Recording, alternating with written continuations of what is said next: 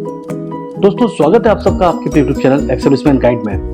दोस्तों last video में मैंने बात की थी office assistant and officer scale 1 का जो आरआरबी रीजनल रूरल बैंक यानी ग्रामीण बैंक का जो नोटिफिकेशन आया है उसके बारे में विस्तार से चर्चा की थी।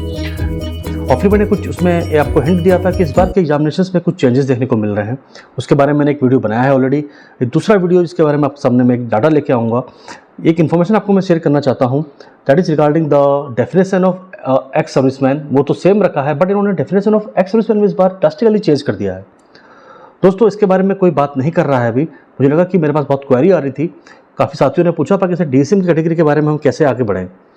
दोस्तों देखिए क्या है, ये है आपका नोटिफिकेशन जिसमें कि definition of ex serviceman oblique DSM जो डिफेंस डिसेबल एक्स सर्विसमैन होते हैं उसके बारे में चर्चा की गई है। अब दोस्तों मैं आपको चलता हूँ दूसरे पेज पे, दिस इज। अब आप देखेंगे यहाँ पे भी डेफिनेशन ऑफ एक्स सर्विसमैन की बात की गई है। अगर आप दोनों पेज को देखेंगे तो आपको इसमें से डिफरेंस साफ देखने को मिलेगा। I am talking about this thing, disabled ex serviceman. दोस्तों ये जो डिसेबल एक्स सर्विसमैन की परिभाषा दी गई है ये लास्ट ईयर का नोटिफिकेशन है और अब तक का परिभाषा आरआरबी के हिसाब से यही रहती थी। Ex serviceman who while serving in armed forces of the union were disabled during war और in peace time but their disability being attributable to military service celebrated as disabled ex serviceman.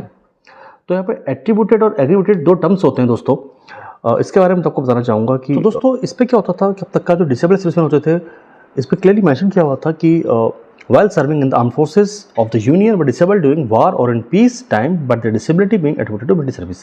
यानी कि वार के time operation के दौरान या फिर piece period में भी अगर उनकी कोई डिसेबिलिटी हो जाती है जो कि डायरेक्टली मिलिट्री सर्विस की वजह से हो रही है, जो कि जब वो एनरोल्ड हुए थे उस टाइम डिसेबिलिटी नहीं थी पर बीच में आ गई सर्विस की कंडीशंस की वजह से, वार की वजह से या कोई ऑपरेशंस की वजह से, तो उनको डिसेबल एक्स सर्विसमैन का क्राइटेरिया के अंदर रखा जाता था। दोस्तों फर्दर मैं आपको बताना चाहूँगा कि विभिन्न एग्जामों में ये अलग अलग डेफिनेशन होती है क्योंकि आरबीआई में कुछ का मापदंड कुछ अलग है और आईबीपीएस में 40% डिसेबिलिटी की मांग ये लोग करते हैं। अच्छा अब हम चलते हैं इस बार के नोटिफिकेशन में। इस बार का जो नोटिफिकेशन आया है उसमें डिसेबल्ड एक्स सर्विसमैन का परिभाषा पूरा जिन्होंने चेंज कर दिया है। दोस्तों ये हमारा जो चैनल है इस पर हम बड़ी पड़ताल करने के बाद आपके सामने तथ्य लेकर के आते हैं और इसके बारे में जो इन्फॉर्मेशन है अभी बहुत कम लोगों के बारे में को पता है कि एग्जैक्टली ये करना क्या है। देखिए इस पर क्लियरली लिखा हुआ है x serviceman who while serving in the armed forces of the union was disabled in operations against the enemy और इन डिस्टर्ब्ड एरियाज। तो यहाँ पर सबसे पहली बात तो इन्होंने पहले तो पीस एरिया की बात ही नहीं की है। दूसरी बात ये कह रहे हैं कि वो अपने आर्म फोर्सेस में वो डिसेबल्ड हो गया था अपनी आर्मी की सर्विस के डिफेंस की सर्विस के दौरान इन ऑपरेशंस अगेंस्ट एनिमी के अगेंस्ट ऑपरेशन मीन्स वॉर एक्टिविशन में और इन डिस्टर्ब्ड एरियाज या फिर वो डिस्टर्ब एरियाज में या उस टाइम कोई ऑपरेशन चल रहे हो या कोई एक्सरसाइज में गए हैं उस टाइम आपको डिसेबल हो गए थे। बट जब मैंने इस नोटिस को पूरा पढ़ा और मैंने वहाँ कोशिश भी करी बात करने की, वहाँ से मुझे सेटिस्फैक्ट्री आंसर मुझे नहीं मिल पाया इसकी तरफ से। और इस नोटिफिकेशन में कहीं पर भी डिस्टर्ब एरियाज का मेंशन नहीं है कि किस एरिया को डिस्टर्ब एरिया मानेंगे, राइट।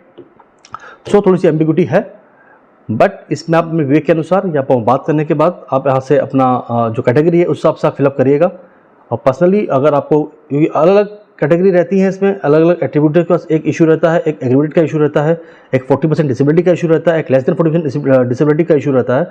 तो हर एक का अलग क्राइटेरिया है। अगर फिर भी किसी भाई बंधु को अभी भरने में दिक्कत हो रही है तो वो मुझे टेलीग्राम या इंस्टा या फिर कमेंट के माध्यम से अथवा ईमेल के माध्यम से अपनी प्रॉब्लम बता सकता है, ताकि अगर किसी ने कैटेगरी गलत भर दी है, वो सही कैटेगरी भरना चाहता है, उसके लिए भी मैं गाइड करने को यहाँ पे तैयार हूँ। तो दोस्तों ये था दूसरा इम्पोर्टेंट अपडेट। तो दोस्तों ये इम्पोर्टेंट अपडेट था इस बार के लिए। आशा है आप हमारी दी गई जानकारी संतुष्ट हो रहे होंगे। और अगर आपने लोगों ने अब तक हमारा चैनल सब्सक्राइब नहीं किया है तो आपसे मेरी रिक्वेस्ट है कि इस चैनल को सब्सक्राइब करिए और साथियों के साथ शेयर करिए ताकि हमारी कम्युनिटी का एक ब्रॉडर वे में वेलफेयर हो सके। जय हिंद, जय Bharat, have a good day.